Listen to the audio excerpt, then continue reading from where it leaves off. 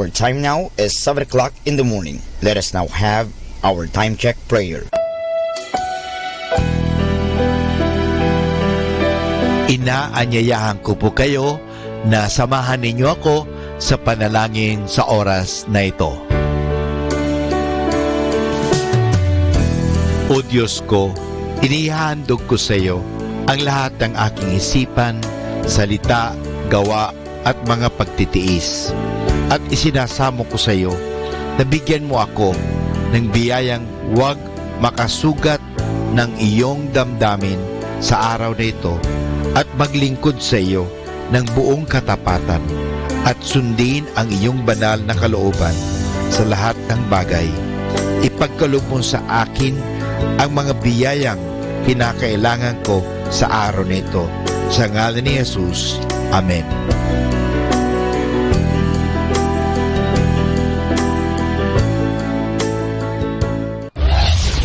This is Manawag Dominican Broadcasting Incorporated, a religious, non-commercial radio station.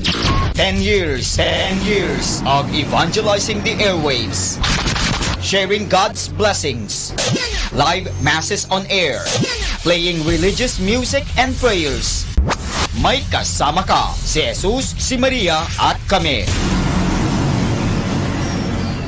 Our positive thought for this hour. Let your past make you better, not bitter.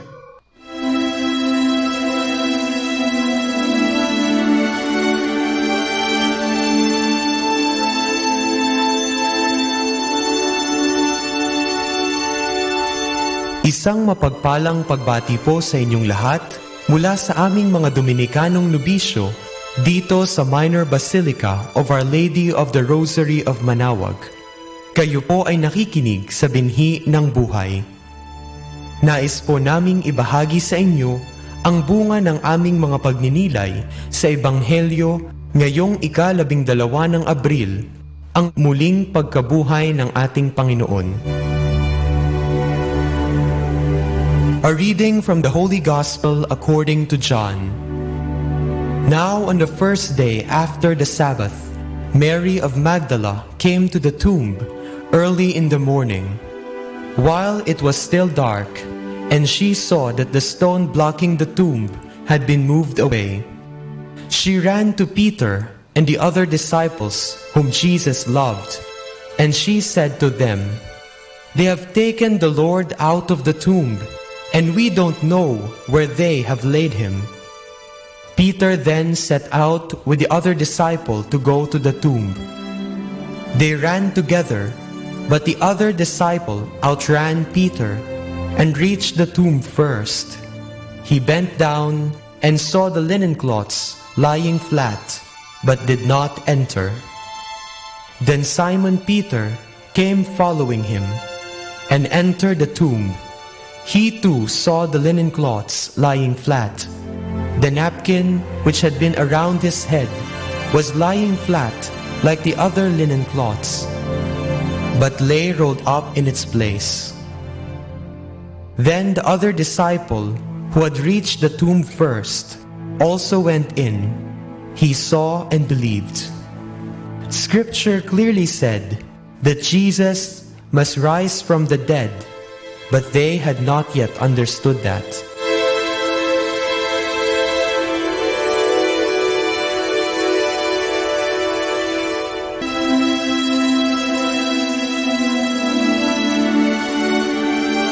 Sa ating ebanghelyo sa araw ng muling pagkabuhay ng ating Panginoon, makikita natin na ang lahat ay naganap sa bukang liwayway, ang pag-aagaw ng dilim at liwanag. Ano ang pinahihiwatig sa atin ng bukang liwayway?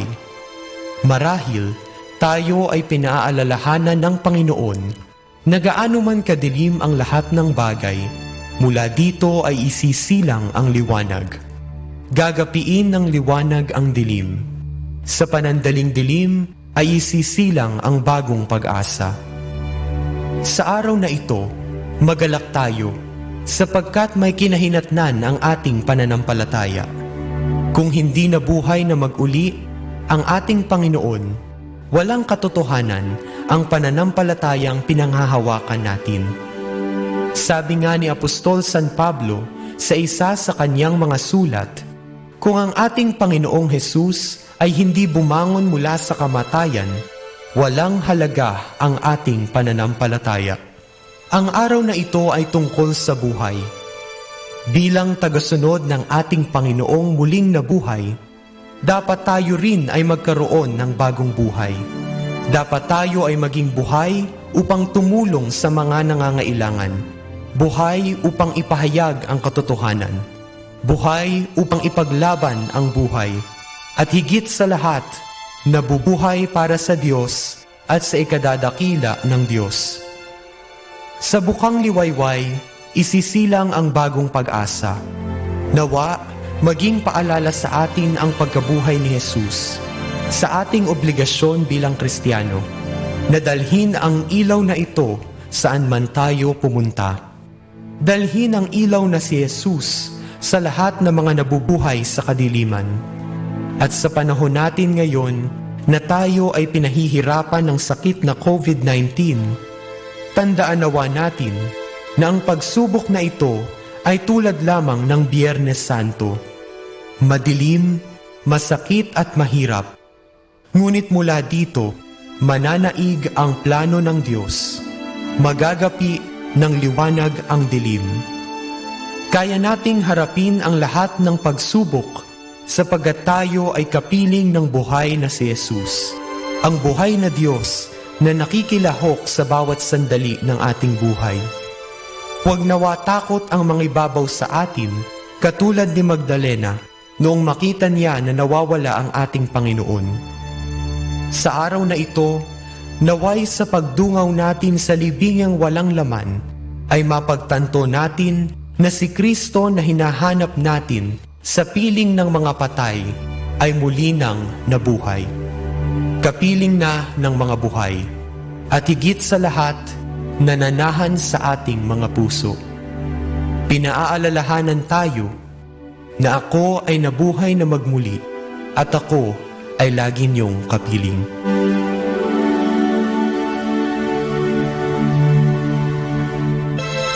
Mula po dito sa Minor Basilica of Our Lady of the Rosary of Manaoag, kami po ay taus-pusong nagpapasalamat sa inyong pakikinig. Nawa ay patuloy po nating isabuhay ang salita ng Diyos, patnubayan at pagpalain nawa tayo ng Panginoong may kapal. Hanggang sa susunod na linggo po dito sa Binhi ng Buhay.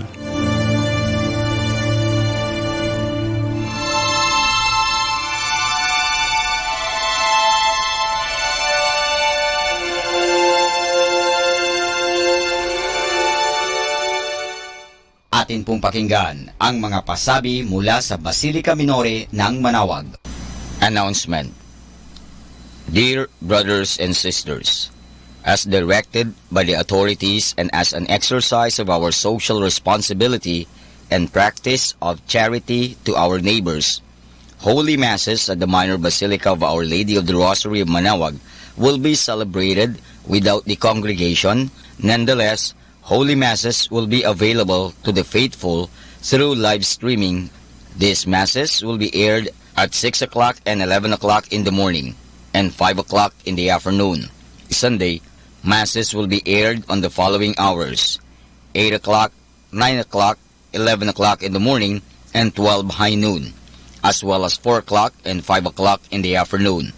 During this period, we suggest that the faithful remain in the safety of their homes. Be not afraid, for I am the Lord your healer. Maraming salamat po. Atin pong napakinggan ang mga pasabi mula sa Basilica Minore ng Manaoag. 102.7 Manaoag Dominican Radio.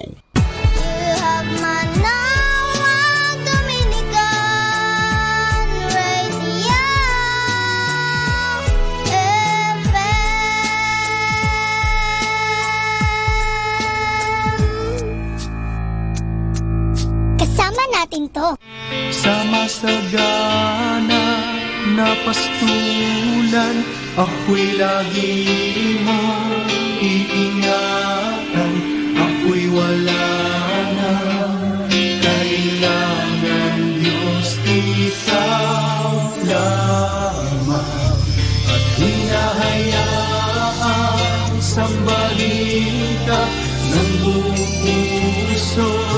mahalin ka, pastol kong tunay, O Jesu Cristo, Panginoon. Awitin muli.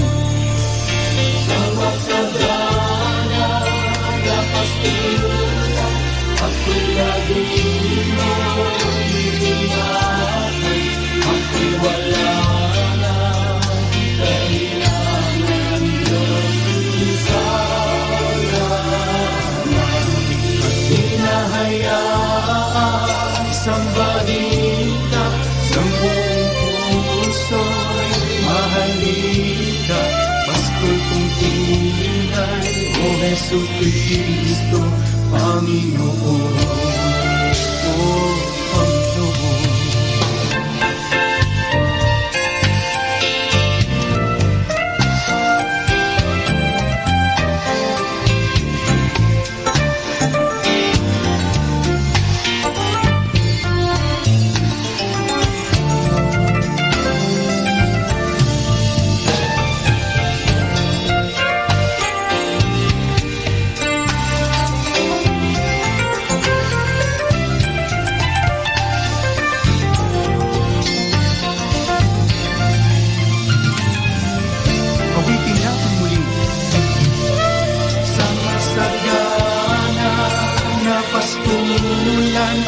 Ako'y lagi mo iingatan, ako'y wala na kailangan, Diyos, ikaw lamang. Hinahayaan sambahin ka ng buong puso, mahalin ka, pastol kong tunay, O Jesu Cristo, Panginoon.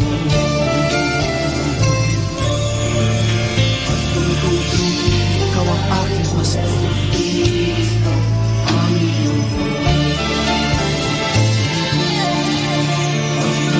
ikaw ang aking pastol, Panginoon. Tayo na sa bukal ng buhay. Tayo'y lumapit na. Tayo'y lumapit na. Sa bukal ng buhay, tayo ay gagaling. Puso mo'y mayroon na, kaluluwa'y nabubuhay. Sa tubig ng buhay ni Kristo, lumapit na o tunay, siyang bukal ng buhay. Mayroong bukal ng nagalakay sa bayan ng Diyos, sa bayan ng Diyos. Kung mayroong bukal tiyak man, siya ay lapit, siya ay lapitan, siya ay lapit.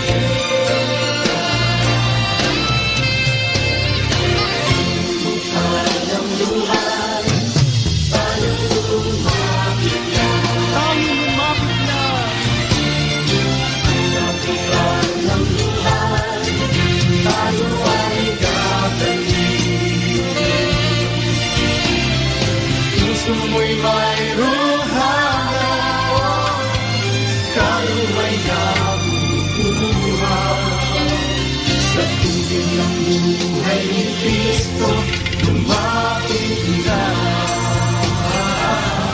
siyang bukal ng buhay.